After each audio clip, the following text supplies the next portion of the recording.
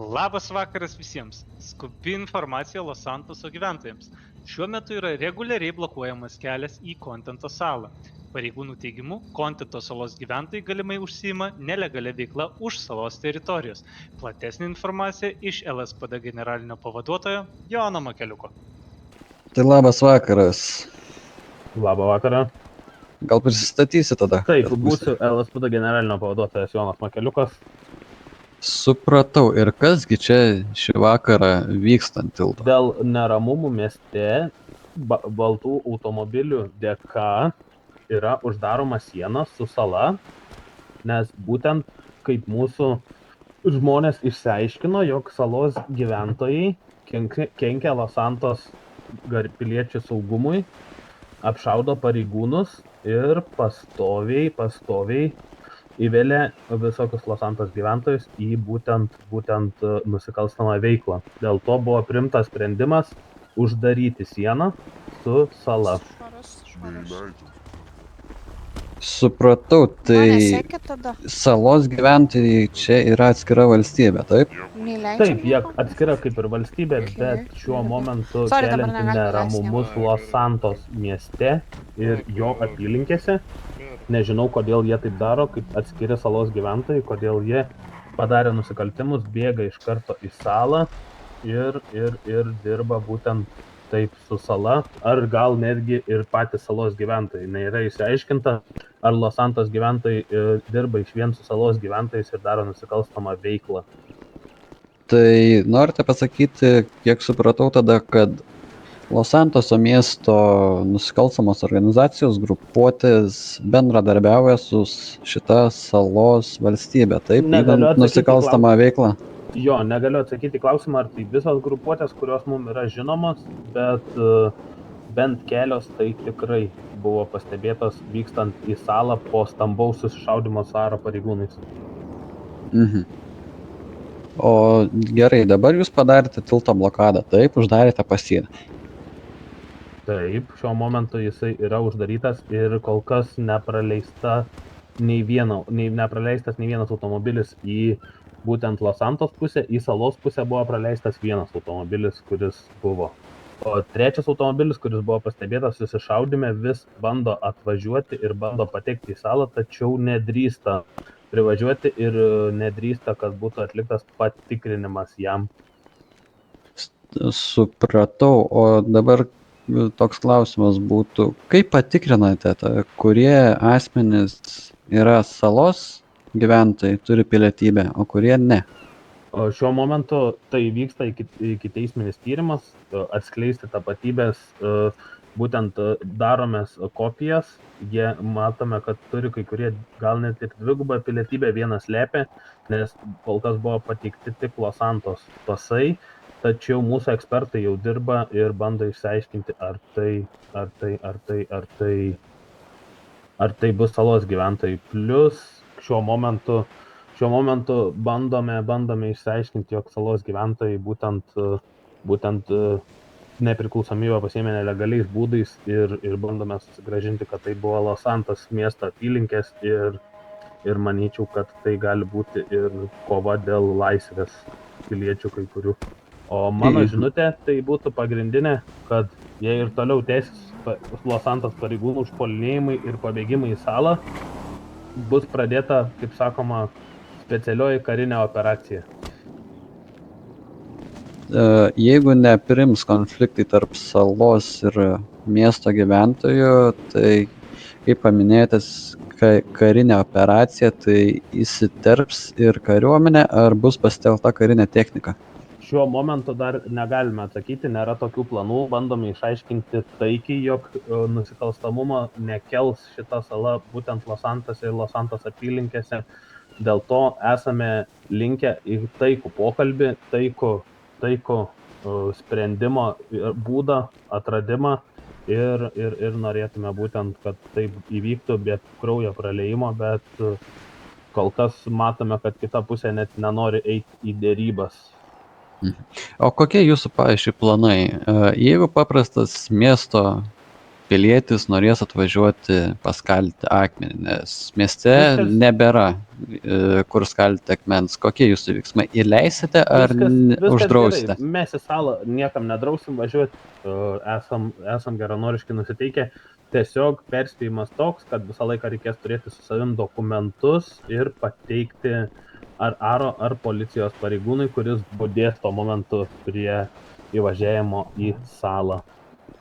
Jeigu dokumentų nepateiks, atsiprašome, bet nebus įleidžiami tie piliečiai į salą ir negalės jie patekti ten. Turėkit su savim dokumentus, turėkit su savim automobilius nuosavus, ne kažkokius skolintus ar dar kažką ir manau, kad patekimas tikrai bus laisvas. Užmiestį ir vėl dideli gaujų susibūrimai. Šį kartą kelios grupuotės bandė perimti nelegalių daiktų konvojų. Neapsieita be susišaudimų.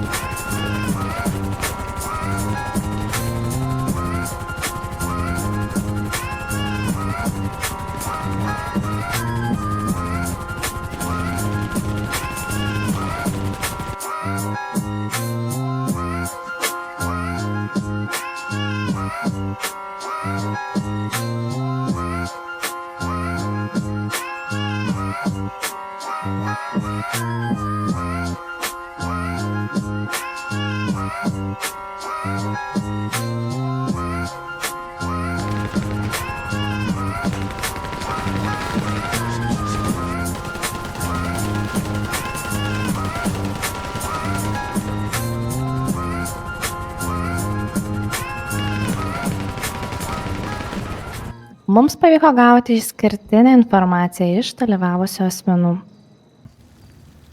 Na, kaip praėjo jūsų konvojus? Gal pasidalinsi detalesnį informaciją, kas buvo vežama, kokiu tikslu buvo tas daromas konvojus visas? Konvojaus tikslas buvo tai iš uosto pervežti tam tikrus reikmenis į kitą miesto pusę. Jame buvo vežama liemenės, buvo vežamas kulkos, bintai, taip pat buvo vežami vibratoriai ir trusikėliai moteriški. O tai koks tikslas, ta prasme, čia kažką paremti norėjote ar, nežinau, užmaskuoti gal kažkokį tai nelegalų pervežimą krovinių, kad nekristų teisėsaugai į akis? Čia buvo atvežtas iš kitos šalies toks krovinys ir paprašė mums toks vienas krikštatėvis pervežti jį. Tai mums pasiūlė, mes sutikome ir galvom pervešim. Matėme, buvot pasiruošę irgi nemažai apsaugos ginkluotos. Tai tikėjotės tokio stipraus puolimo, ar nelabai? Taip buvo, tikėtina, kad tikrai bus ne vieni žmonės, kurie norės atsimti tą krovinį. Kaip ir sužinojom, tikrai buvo ir ne vienas ir ne du buvo. Kelios grupuotės. Taip sakant, visa informacija buvo biškė nulykinta į tuos žmonės, kurie net turėjo žinoti, bet to ir tikėjomės, kad vis tiek taip viskas tobulai nesigauna, ne, tai ir dirbam su ko turim. O tai kas bandė perimti tą konvojų? Kas tenai buvo? Kitos nusikalstamos grupuotės organizacijos? Jo, tik galimai taip ir buvo, nes, kaip sakoma, paprasti civiliai nesurinks tiek žmonių ginkluotas, tai tikrai nusikalstama organizacija. O teisėsauga bandė įsikišti, kaip sakoma, į šitą jūsų konvojų, perimti ir sulaikyti, ar teisėsauga visiškai nepasirodė? Aras, departamentas? Policijos pareigūnai ir Aro, aš savo bent akim nemačiau nei vieno. Nebent kažkas matė iš kitų, bet aš asmeniškai nemačiau nei policijos departamento, nei Aro pareigūnų. Supratau. Ar galime tikėtis ateityje daugiau tokių konvojų? Nežinau, čia jau paslaptis. Na, neatskleisite. Neatskleisime šitos informacijos. Labas vakaras. Vardų pavardžių neklausiu. Sveikas. Galiu pristatyti, ne problema, tėvas bus. O, malonu. Jo, man irgi. Na tada aš jūsų paklausinėsiu, kiek supratome, irgi dalyvavo tam konvojui. Jo, jo. Tai tada būtų pirmasis klausimas. Iš kur gavote informaciją apie konvojų, kad jis vyks? Kaip sužinojote, kad bus vykdomas krovinio pervežimas? Žodžiu, tie, kas vežė konvojų, turėjo, kaip sakoma, mažą žiurkytę, kuri daug šnek. Tai taip ir pramušom tą info. Ai, Iš tai- Kaziolino. Kaziolas buvo. Supratau. Ar žinojote konvojaus turinį? Konvojaus turinį nežinojom, bet žinojom, kur važiuos, kaip važiuos ir kiek bus apsaugos ir taip toliau. Mhm. O ar ilgai užtruko pasiruošti konvojaus perėmimui? Jo, ten 25 minutės gal plus minus. Regrupa ir tada judi, žinai. Mhm. Kaip sekėsi jum, kad tą perimti konvojų? Oi, tai. Nu kaip, tiesiog, nežinau, čia per lengva iš tikrųjų buvo, ne? Šiaip kolega? tokie šiaip amerikietiški kalneliai buvo iš tikrųjų, ne? Buvo ir biški ir prastai vienu metu, bet šiaip paskui ant galo pakilom į viršų easy. Jo, tada. Žybiškai. Nu, žodžiu, perėmėm viską. Perėmėt visą konvojaus Jo. turinį, taip? Jo. Tikriausiai visą šiaip ten išgabeno liktais dar kelias fūras, bet man atrodo pagrindinės paėmėm. O tai kiek fūrų išėjo perimti? Nu, perėmėm pradžioje vieną, tada kiti ten perėmė, bet mes iš jų perėmėm, tada jie ten buvo dar į mašinas pas save persimetę, dar iš jų mašinų persimetėm pas save. Nu, žodžiu, perėmėm būtent mes vieną, bet tada iš kitų perėmėm tiesiog, ką jie buvo jau išsikrovę. Ir jei gerai supratau, tai iš tų ten gal 7 fūro, tai tik tai vienoje tikra fūra buvo, nes ten kitose triusikų pridėta buvo ten čia. Dvi tikros buvo fūras, Jo. kur buvo tavaras padalins. Tai realiai abi ir surinkom bendrai vos ne. Mhm. O gal galite papasakoti apie turinį krovinį? Nu, turinis, kas. Sakom, Tai ką aš žinau, tai sakom jau. tai aišku, lemenės tada buvo. Lemenė Tai, daug. neperšinamų limenį, taip? Jo. Ir Daug. daug triusikų buvo.